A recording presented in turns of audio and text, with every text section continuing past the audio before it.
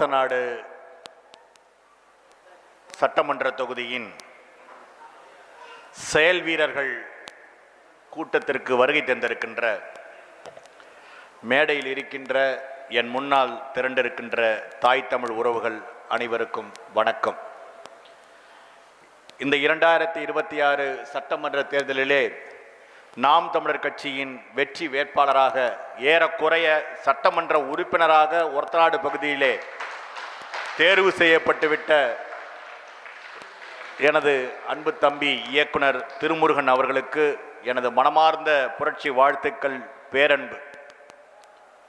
அன்பு உறவுகளே, இந்த செயல் வீரர்கள் கூட்டத்திலே கவனித்துக் கொண்டிருந்த போது நம்மிடத்தில் எல்லோரிடத்திலும் கருத்துக்கள் இருக்கின்றன, அறிவுரைகள் இருக்கின்றன. நம்மிடத்தில் இல்லாத ஒன்றே ஒன்று செயல்பாடு. நம்மிடத்தில் இருக்கின்ற கருத்துக்களை பேசுவதை குறைத்துவிட்டு களத்திலே செயல்பாடுகளை அதிகரித்தாலே போதும், வெற்றி எளிதில் உறுதியாகும். ஏறக்குறைய ஒரு 2 மணி நேரமாக இந்த கூட்டம் நடந்து கொண்டிருக்கிறது. பசியின் மயக்கத்திலே நீங்கள் அனைவரும் இருப்பதை நான் உணர்கிறேன்.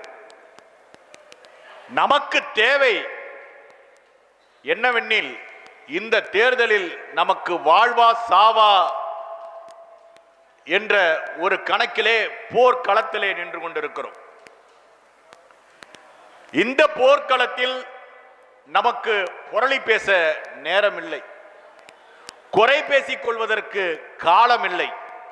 மாறாக நம்மை தோற்கடிக்க வேண்டும், தமிழ் தேசிய தத்துவத்தை தகர்க்க வேண்டும் என்ற நோக்கத்தோடு இருக்கின்ற எதிரிகளை, இப்போது இருக்கின்ற அரசியல் சூழல் வாய்ப்புகளை பயன்படுத்தி நாம் வீழ்த்த வேண்டும். ஏனெனில் நமக்கு தலைமையாக இருக்கின்ற நமது உயிர் அண்ணன் செந்தமிழன் சீமான் அவர்கள் பெரும் கனவை சுமப்பவர். தேசிய தலைவர் மேதகுவே பிரபாகரன் அவர்களால் அடையாளம் காட்டப்பட்டவர். அப்படிப்பட்ட உன்னத தலைமையை கொண்டிருக்கின்ற நாம் மீண்டும் மீண்டும் திராவிட கட்சிகளோடு போட்டியிட்டு இந்த தேர்தலில் எங்களது வாக்கு சதவீதம் உயர்ந்து விட்டது என்று இனியெல்லாம் பெருமை பேசிக் கொண்டிருக்க முடியாது. 2016ஆம் ஆண்டிலே நாம் 1.1 வாக்கினை பெற்றோம். 2021 6% வாக்கினை பெற்றோம். இப்போது நடந்து முடிந்த பாராளுமன்ற தேர்தலிலே 8.22 வாக்கு சதவீதத்தை பெற்று அங்கீகரிக்கப்பட்ட அரசியல் கட்சியாக மாறிவிட்டோம். 2016ஆம் தேர்தலிலே நான் கும்பகோணம் பகுதியின் வேட்பாளர். எனது சின்னத்தை தேடி கண்டுபிடிக்கவே முடியாது. அப்படி ஒரு மோசமான கடைசி இடத்துல போட்டு வச்சிருப்பான். அப்படி இருந்த அந்த சின்னத்தை இப்ப அங்கீகரிக்கப்பட்ட அரசியல் கட்சியின் சின்னமாக மாற்றி முதல் 3 இடத்திற்குள்ளாக அண்ணன் சீமான் கொண்டு வந்து நிறுத்திவிட்டார். அவர் வேலையை அவர் பார்த்துட்டாரு. நம்ம வேலை என்ன?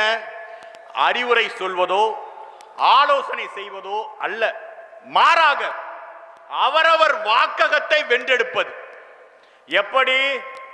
மாநாட்டிற்கு ஒரு கூட்டம் கூட்ட வேண்டும் என்ற போது நமக்கெல்லாம் சாமி வந்தது போல ஆனோமே, அதே போல மீண்டும் ஒரு முறை மாநாடு அண்ணன் அறிவித்து விட்டார். இந்த மாநாட்டு திடலை நாம் நிரப்பியாக வேண்டும், 5 லட்சம் பேரை நாம் கூட்டியாக வேண்டும் என்ற போது நமக்குள்ளாக ஒரு ஆவேசம் எழுந்ததே.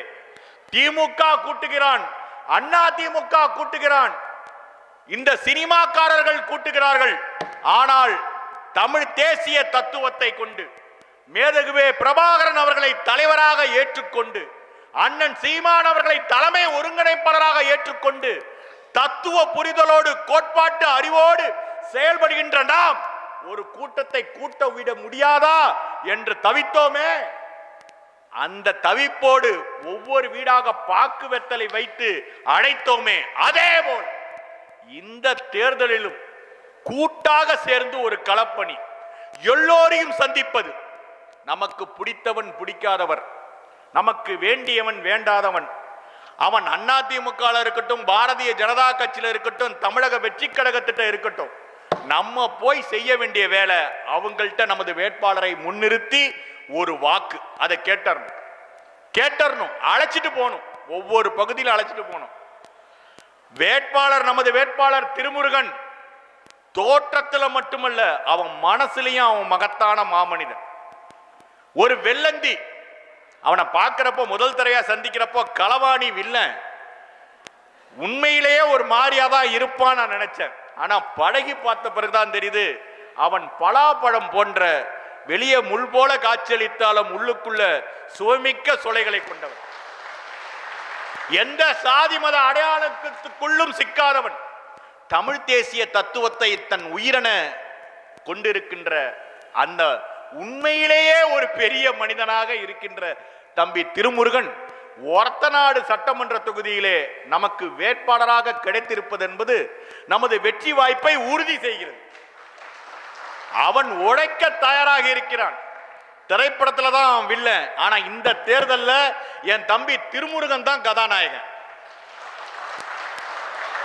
இந்த தேர்தல் என்கிற திரைப்படம் முடியும் போது தம்பி திருமுருகன் அப்படி ஒரு பெரிய கதாநாயகனாக எழுந்து இந்த தேர்தலில் வெற்றி பெற்ற கதை என்னங்கிறத அப்போ ஒரு கூட்டம் போட்டு இதே போல அவன் சொல்லுவான். அப்படி உறுதியா இருக்கணும், தன்னம்பிக்கையோட இருக்கணும். மீண்டும் மீண்டும் வந்து நமக்குள்ள இருக்கிற பிரச்சனையை பேசிக்கிட்டு எதிரிக்கு வாய்ப்பு கொடுத்துடக்கூடாது. நமக்கு இந்த நேரத்தில் கூடி வருது பாருங்க, திமுக 5000 ரூபாய் கொடுத்தாலும் கெட்ட பேரின் உச்சத்தில் இருக்கிறான். வைத்தியலிங்கத்தை சேர்த்த பிறகும் ஒருத்த நாட்டில் டல்லா தான் இருக்கிறான். அண்ணா திமுக இருக்கானா இல்லையானே தெரியல. இப்ப புதுசா வந்திருக்கிற இந்த தமிழக வெற்றி கழகம் பிஜேபியோட கூட்டணி வைக்கிற நிலைமையில நின்றுகிட்டு இருக்கிறான். இப்போ 234 தொகுதிகளிலும் வேட்பாளர் அறிவிச்சிட்டு எந்தவித சமரசமும் இல்லாம தனிச்சு மக்களை போய் சந்திக்கின்ற மாபெரும் ஆற்றல் கொண்ட படையாக தேசிய தலைவர் மேதகுவே பிரபாகரனின் படை மட்டும்தான் இங்க இருக்கு. நமக்கு தேவை என்ன? உழைப்பு. ஒவ்வொரு முறையும் வாக்ககத்துல ஆள் போட முடியாம தடுமாறுறோம். இந்த முறை வாக்ககத்துல ஆள் போட்டுருவோம். கூடுதலா ஒரு வேலை செய்ய வேண்டி இருக்கிறது.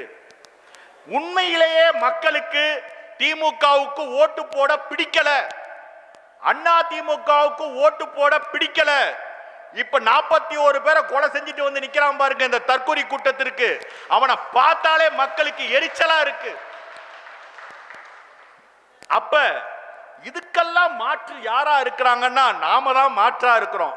ஆனா என்ன பிரச்சனைனா மக்கள்கிட்ட ஒரு மனநிலை இருக்கு, இவங்களுக்கு ஓட்டு போட்டா இவங்க ஜெயிச்சிருவாங்களா அப்படின்னு ஒரு எண்ணம் இருக்கு.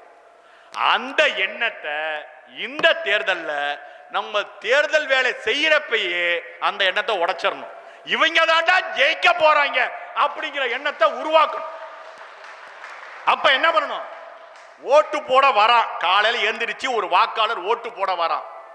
வரப்ப திமுக காரன் நின்றுட்டு உனக்கு 5000 ரூபாய் பணம் கொடுத்தோமே, நேற்று கரண்ட் ஆஃப் பண்ணிட்டு வந்து ஒரு 1000 ரூபாய் காசு கொடுத்தோமே, மறந்துடாத, ஓட்ட மாத்தி குத்திராத, பால் அடிச்சு சத்தியம் பண்ணியே, மாத்தி குத்துறனா உன் குளம் விளங்காதே, குடும்பம் விளங்காதேன்னு அவன் கட்டிட்டு நிற்பான்.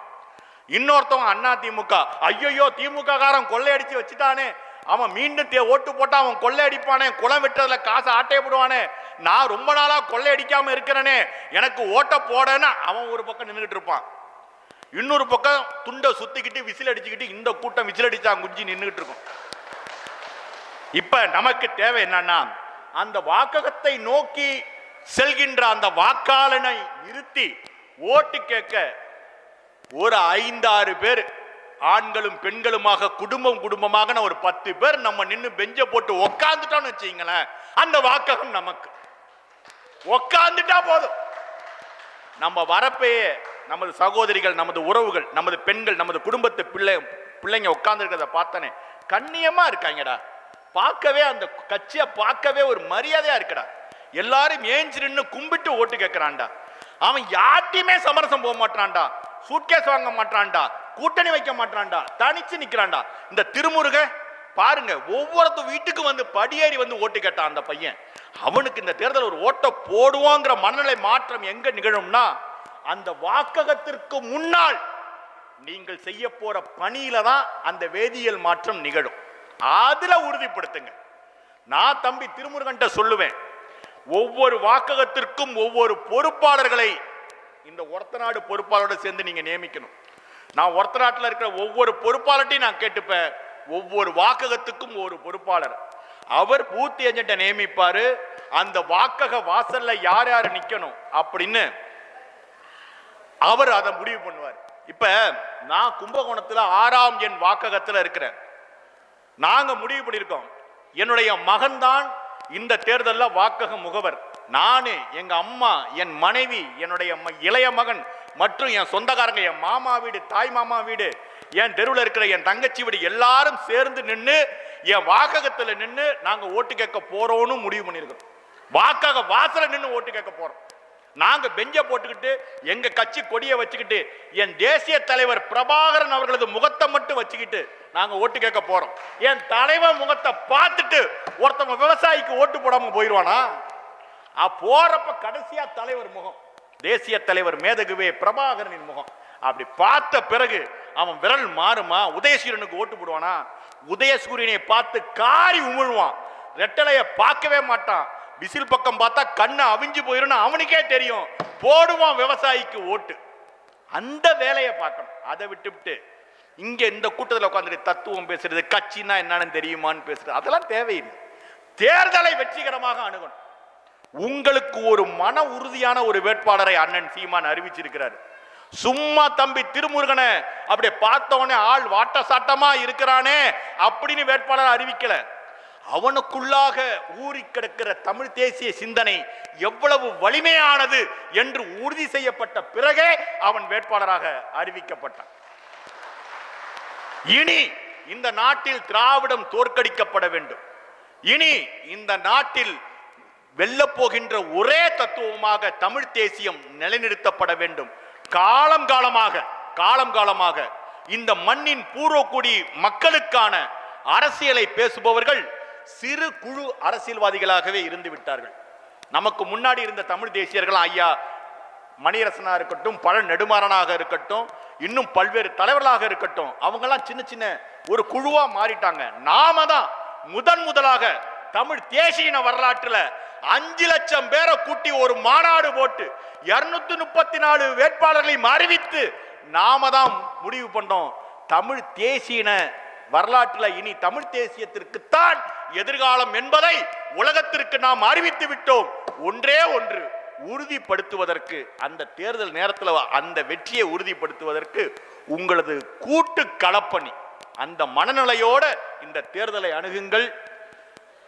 இந்த தேர்தல் முடிஞ்ச உடனே தம்பி திருமுருகன் ஒரத்தநாடு பேருந்து நிலையத்திலிருந்து ஒரு அரசு பேருந்தில் சட்டமன்றத்தில் சென்று அந்த சட்டமன்ற உறுப்பினராக பதவியேற்கும் விழாவிற்கு குடும்பத்தோடு செல்வதற்காக ஒரத்தநாடு பேருந்து நிலையத்திலே நிற்பான்.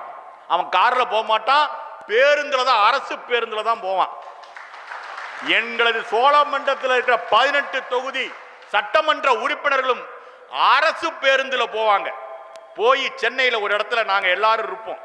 அங்கே எமது பாட்டன் தூக்கி சுமந்த புலிக்கொடி, எம் தேசிய தலைவர் ராஜராஜ சோழன் தூக்கி சுமந்த புலிக்கொடி, ராஜேந்திர சோழன் தூக்கி சுமந்த புலிக்கொடி, எம் தேசிய தலைவர் மேதகுவே பிரபாகரன் தூக்கி சுமந்த புலிக்கொடி, எமது மாவீரர்கள் தூக்கி சுமந்த புலிக்கொடி, அந்த புலிக்கொடியை ஏந்தி கொண்டு எங்களது சட்டமன்ற உறுப்பினர்கள் கோட்டையை நோக்கி நடந்து போவார்களே, அந்த காட்சி உங்கள் கண் முன்னால் இப்போதே தோன்றுகிறது என்றால் உறுதியாக திருமுருகன் வென்று விடுவான்.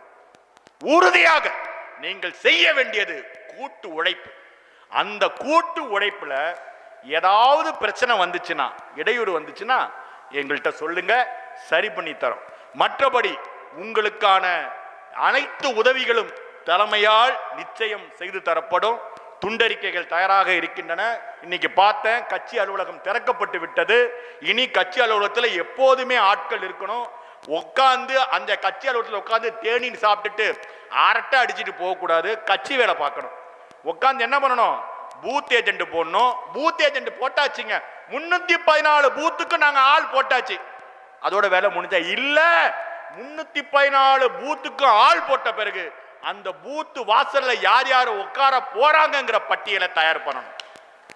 தயார் பண்ணிட்டு அதற்கு பிறகு வேட்பாளரை ஒவ்வொரு இடத்திற்கு அழைச்சிட்டு போகணும். வேட்பாளர் ஒரத்தநாடு சட்டமன்ற தொகுதியிலே சந்திக்காத வாக்காளர் இல்லை என்ற நிலையை ஏற்படுத்தணும். அதற்கு பிறகு தேர்தலை போய் சந்திச்சிட்டோம்னா வெற்றி உறுதி. எனவே நம்பிக்கையோடு இருங்கள் உறவுகளே. உங்கள் பாதையிலே வருகின்ற துன்பங்களை, துயரங்களை, இடையூறுகளை, அவமானங்களை, தடைகளை உடைப்பதற்கு மாவீரர்களின் ஆன்மா உங்களை வழிநடத்தி கொண்டிருக்கிறது. நீங்க நம்புனீங்களா?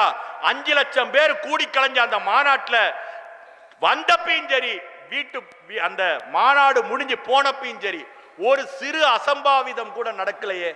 ஏன் நடக்கலன்னு யோசிச்சு பார்த்தீங்களா? சாதாரணமா ஒரு அரசியல் கட்சி இப்ப நடந்துச்ச திமுக மாநாடு, அப்ப கூட பஸ்ஸை மோதிட்டு கிடந்தானோல, ஏன் நம்ம கட்சியில மட்டும் அது நடக்கலன்னா, நம்ம கட்சி வாகனத்தில் அந்த நள்ளிரவு நேரத்தில் கூட டிரைவர் கண் அசந்தால் கூட பக்கத்துல மாவீரர்கள் உருவம் இல்லாம தெய்வங்களாக அமர்ந்து கொண்டு நம்மை வழிநடத்தி சென்று கொண்டிருக்கிறார்கள். இதை நீங்கள் நம்புங்கள். நமது குலசாமிகள் அவர்கள். அந்த குலசாமிகள் தான் என் தம்பி திருமுருகனை ஒரத்தநாடு சட்டமன்ற தொகுதியின் நாம் தமிழர் கட்சியின் வெற்றிகரமான சட்டமன்ற உறுப்பினராக மாற்றுவார்கள். நாம செய்ய வேண்டியது கூடி உழைப்பது. உங்கள் அனைவருக்கும் எனது புரட்சி வாழ்த்துக்கள். எப்போதும் நாம் வெல்வோம் என்ற மனநிலையோடு இருங்க. எனது தம்பி திருமுருகன் அவர்களை ஒரத்தநாடு சட்டமன்ற தொகுதியின் வெற்றி சட்டமன்ற உறுப்பினராக அவனை வெற்றியடைய செய்து சென்னைக்கு அனுப்பி வைக்க உங்கள் அனைவரையும் அன்போடு கேட்டுக்கொள்கிறேன். தமிழ்த்தாய் வாழ்க, தலைவர் பிரபாகரன் வாழ்க.